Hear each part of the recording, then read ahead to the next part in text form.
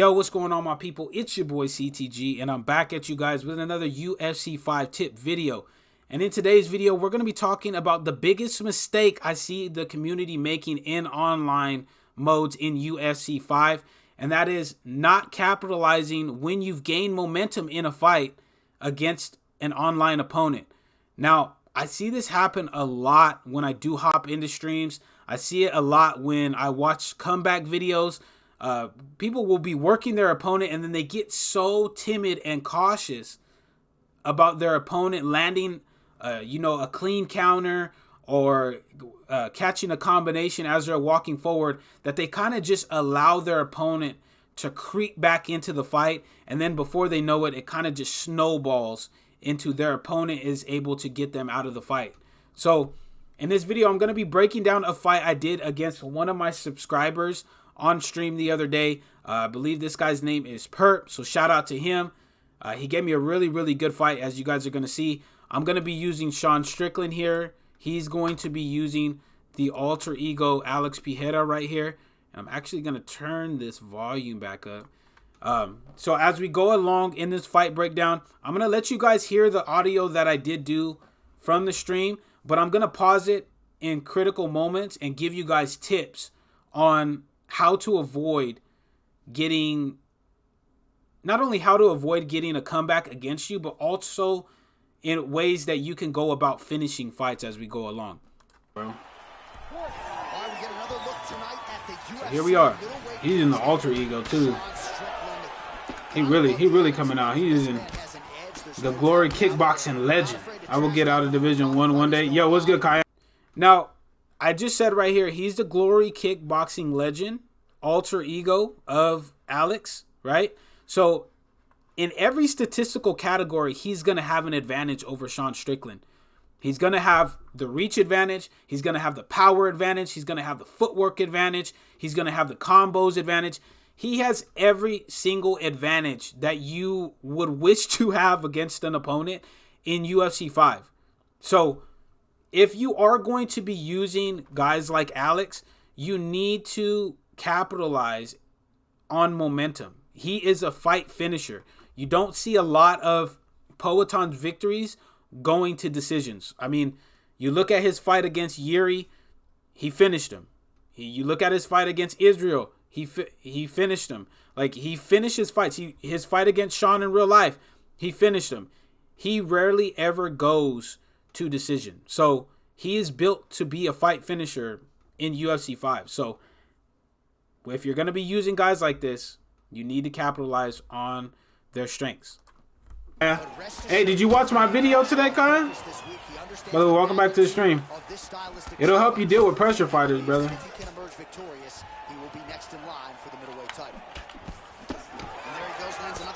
His cardio is so good that it allows him to put forth this type of output and pace. When his opponent is done at 2, he is stringing together 4, 5, 6 more different. So you see what he's doing right here is really what you want to be doing. You want to be playing with confidence. He knows he has that stat advantage, and he's moving in and out of the pocket very cleanly. He's doing a good job. He's threatening with the teep kicks, which you want to be doing with Alex to keep Sean Strickland out of that boxing range. So another tip for you guys, you should be fighting in the way that he's fighting right here. He's fighting beautifully right here. He's staying off at range. He's not taking too much damage. He's landing shots on the outside, and he's being very threatening right now, which is a very good thing to be doing. Strikes. You don't do that without having fans. Yo, what's good, Ricky? Nice counter. All right, so 1 minute into the fight. And I'm not sure these fighters realize that we got 3 or 5 rounds tonight. No feeling out process at all. Let's calm it down. These two gentlemen were ready to knock each other's heads off.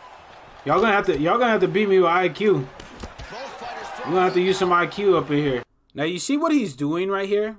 If you go back and re-watch that clip, you see him moving in and out of that range. He's moving in and out of that range beautifully, ladies and gentlemen. He's moving in and out of that range beautifully. He's fighting very smart. You just heard me say, in this fight, he's going to have to beat me with IQ. He is. I'm not just going to be trying to walk forward like an idiot against Alex. he's going to have to earn all of the damage that he's going to get. If he's going to finish me, he's going to have to earn it. And right now, he's doing a very good job. He's playing very, very smart, high IQ. It looks like he's going to go for this teep kick right here. As you guys will see, whether it lands or it doesn't, he's fighting very, very clean. So I like the way he's fighting right now. Oh, nice block. Oh, he's staying busy. Lowering the head down, held down on this as well. Oh, there's that patented leg kick. Fading to the body. That's nice. Nice body uppercut. Very fast jab lands. Oh, nice pull. That pull counter elbow, I didn't even see it coming, ladies and gentlemen. I didn't even see it coming. That was such a good read on his part. It was such a good read. And he's fighting just, I know I've said this a lot, he's fighting beautifully right now. He's fighting the way he should be fighting and the way he needs to be fighting. Now, it looks like he's about to launch this uppercut at me, so hopefully I don't get finished. But either way, he's fighting the way that you would really want to fight. It's going very, very good in this first round for him. Whew. Okay. Uppercut drops us right there. Now, this is where the seeds are starting to be planted for him to start making the mistake that we're talking about. You see how he had us hurt. He dropped us with the uppercut, but instead of him just applying pressure, he backs up and resets. He should not be backing up and resetting, ladies and gentlemen. When you have your opponent hurt, especially when you have such a big power advantage over your opponent, you need to carry that momentum and start to put your opponent in a bad situation. Start to try to scramble their brain a little bit by applying pressure.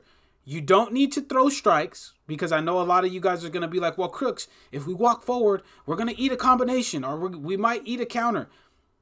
Pressuring doesn't always mean that you have to throw strikes.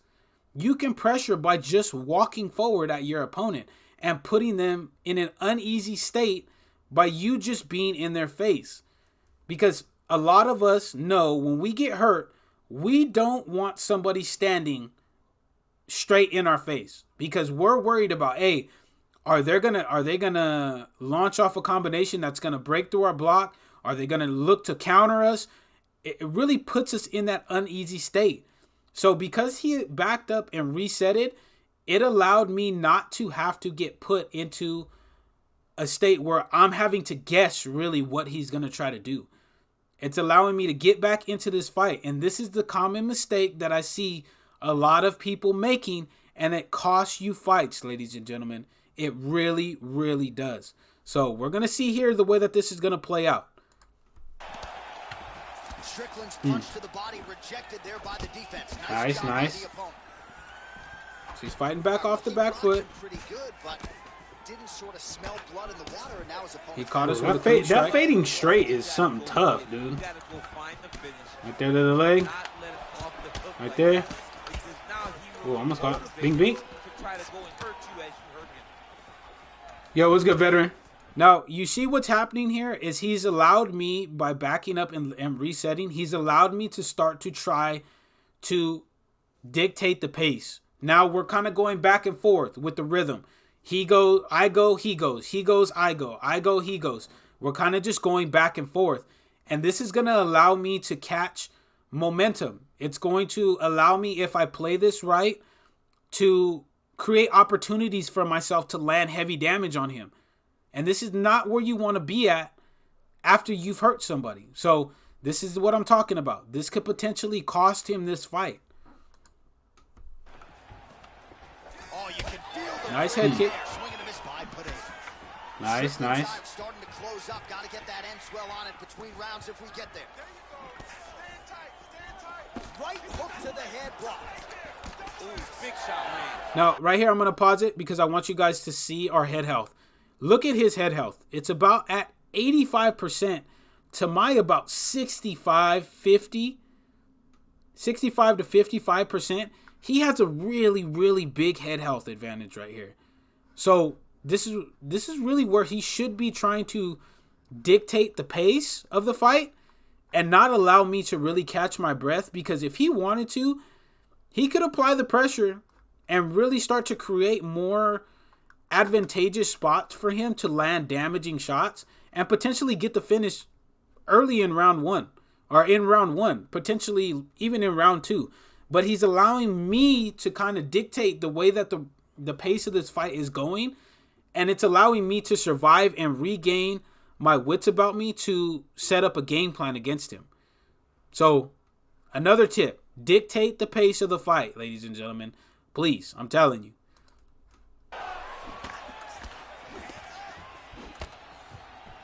Oh, there's the swing. Caught you right there with the uppie. Now we're landing more shots. We're lowering that head held down. Under a minute now to go. Right there, traded.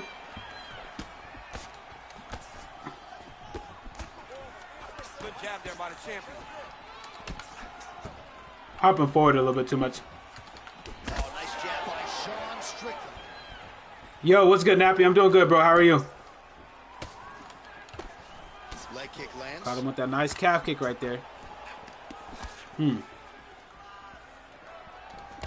Straight punch.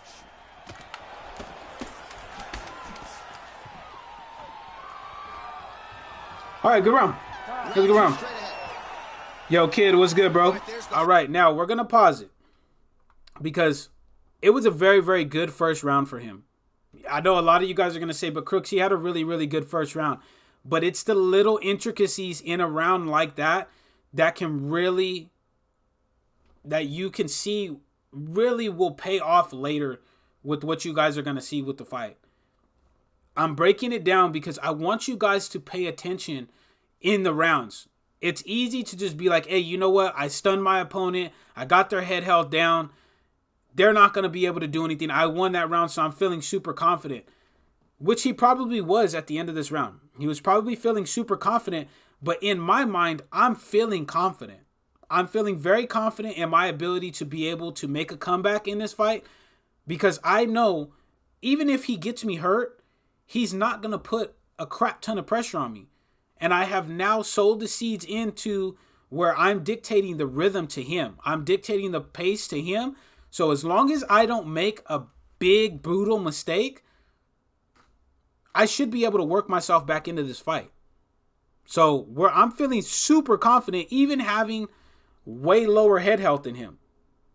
So this is what I want you guys to take away from this tip right here that I'm giving you, is to pay attention to the little things that are happening inside the round. They're going to tell you how the fight itself is going. Yes, you can run around off of a knockdown. Yes, you can win around off of, getting a stun. But if you're allowing your opponent to come back in the latter half or in the minute after that, then you're really kind of working yourself really into a big problem. So we're going to see if this affects him in the second round.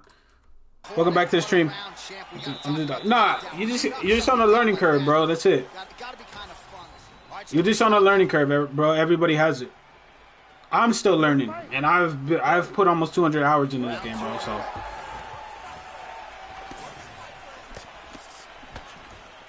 Strickland gets tattooed by that straight punch. Straight right is there. All right, now you see right there, me landing, what did I land? 3 or 4 shots in a row on him. That should really tell him and show you guys what I'm talking about. I'm starting to change pace on him, and I'm really feeling comfortable with the way that the pace is going. So much so that I literally stopped, planted, and landed 3 shots to his face without him blocking them. And this is the worry. This is the mistake that I'm telling you guys about. You guys are going to see as we go along. I'm going to start to dictate the pace of the fight to him. And it's going to put him in a very, very bad spot. And when I do it, I'm going to show you guys how to finish the fight. Well, the punishment really starting to pile up here. Another straight punch landed there. Here we're gaining that momentum. Caught him right there. Strickland's nose is bleeding now. Looks to be cut, perhaps there on the bridge. Double jab, closes the distance into a hook as he clinched. Bro, he clinched me. Yo, what's good? I'm him. I had a good Christmas, bro. Hope you had one as well. Raising the guard and really frustrating the offensive fighter a little bit. Lesson 1 in boxing class: hands up, chin down. Look at him working at trying to shut the liver down. Just misses Caught you right there. with the left hook. Pineda's nose is bleeding now, so we'll see how he handles that. Ooh, caught you again. Nothing I Gotta- Now see what's happening? Look at my health. It's still really, really low right here. But look at, now I'm starting to chip away at that head health. Starting to chip away. I'm landing more shots in this round than I did in the first round.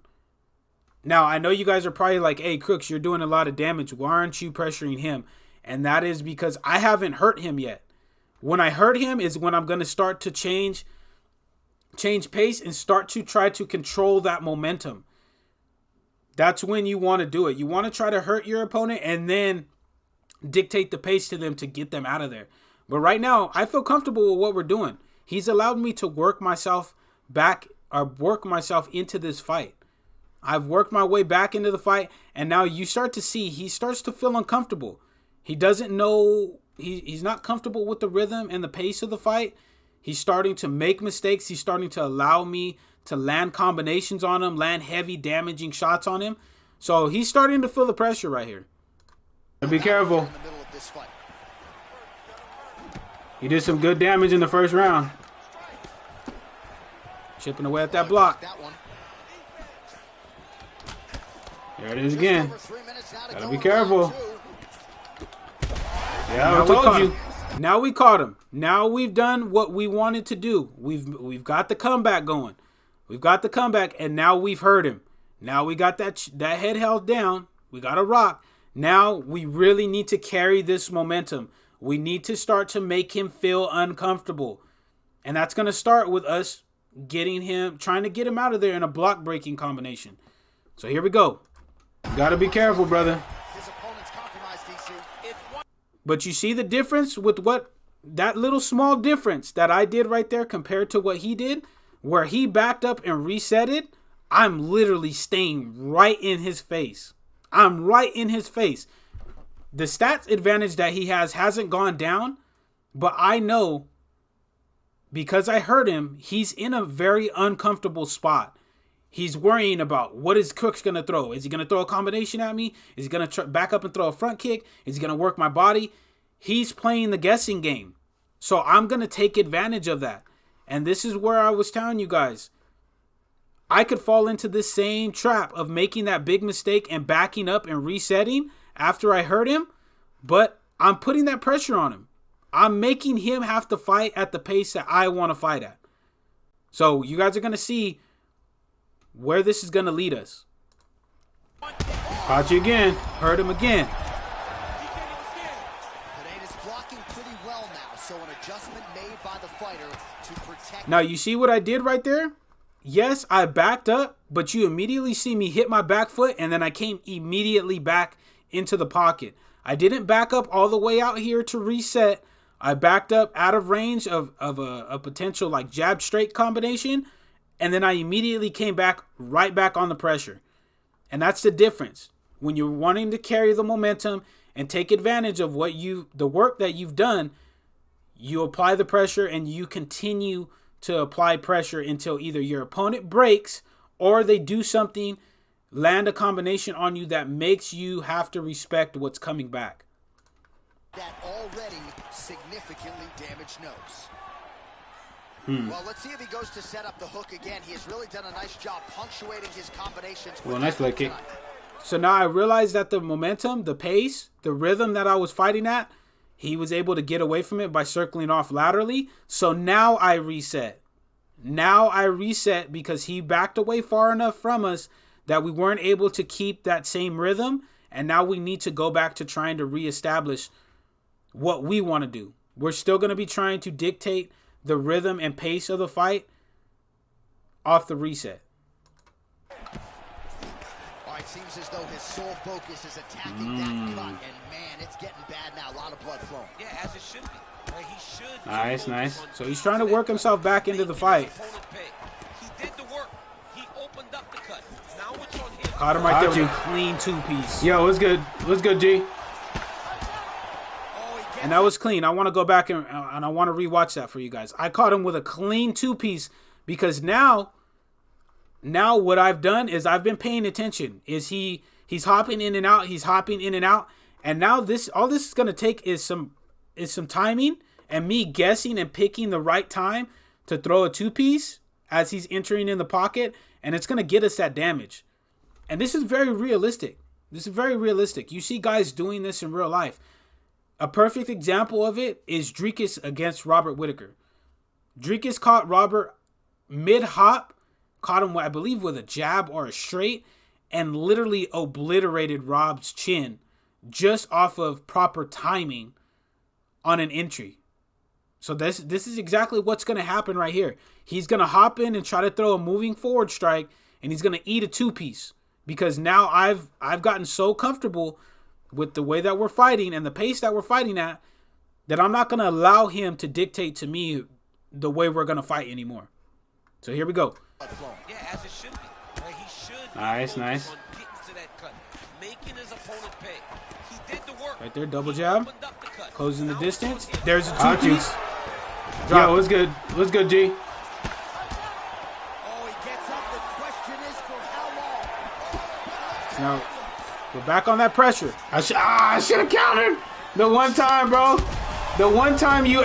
But now see, what we did right there is we stayed in his face. We stayed in his face because we want to put him in that mixer, what I like to call the mixer. We wanted to make him guess. And in this situation right here, he guessed right. He was able to get us on a stun. So now we have to retreat. But this is what it's going to take. You have to make your opponent do something to earn your respect. But as a side note, look at the head health. Look, we still have the same head health. He's now down to our level after having about a 30 to 40% head health advantage. So that's how far we've really come in this fight. Added a third strike on there. Caught you again, though. Really cracked him immediately. I'm telling you, you got to use that IQ, bro.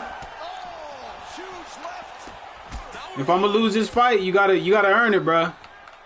You got to earn it. Tough. Now look at, now I'm so comfortable with what's going on. Now he's feeling, I know at this point he's feeling very dejected. He's feeling very like, man, I don't think I could get him out of here. And now he's really starting to feel the pressure of maybe getting finished. And that's just because he allowed me to come back and dictate really to him the way that we were going to fight. So now I'm just applying the pressure. I'm throwing strikes. I'm throwing offbeat combinations. And now he has to deal with it. He either has to land a heavy counter or he has to land like a flying knee or something that I don't anticipate. That's tough. It's been a crazy. Ooh. And there it was. That minor step straight, my guy. And there it was, ladies and gentlemen. And there it was. The minor step straight, off of the lead hook straight, got the job done. And Sean Strickland doesn't have high power. I believe he only has like an 89 punch power. But because we did so much damage to him in that third round or that second round, we were able to finish the fight. And this is what I'm talking to you guys about the biggest mistake that people make in UFC 5. You have to be able to carry the momentum and the damage and put your opponent in a bad spot, because if you don't do it and you allow your opponent to come back in a fight, this is reestablish their pace and their rhythm. They're going to do this to you 99% of the time. And this is what separates elite level fighters from intermediate to beginner level fighters. We understand when we get you hurt, we are putting the pressure on you to make you feel uncomfortable. We're putting you in bad spots to where you have to guess what we are going to do. And that's something that my opponent did not do in the first round. He did not put me in a bad spot to where I had to guess. He hurt me and then he immediately backed up and reset and let me dictate the pace to him. He let me control the way that the fight was going to play out, and it cost him. It cost him this fight. He easily could have gotten me out of there or put me in a bad spot and made it easier for him to get a finish, but instead of doing that, he allowed me to get back in, to work my way back into the fight and to ultimately make a comeback against him in a fight he really should have won. But that's it for the video, guys. If you guys did enjoy this video, make sure to slap that subscribe button as well as slap that like button.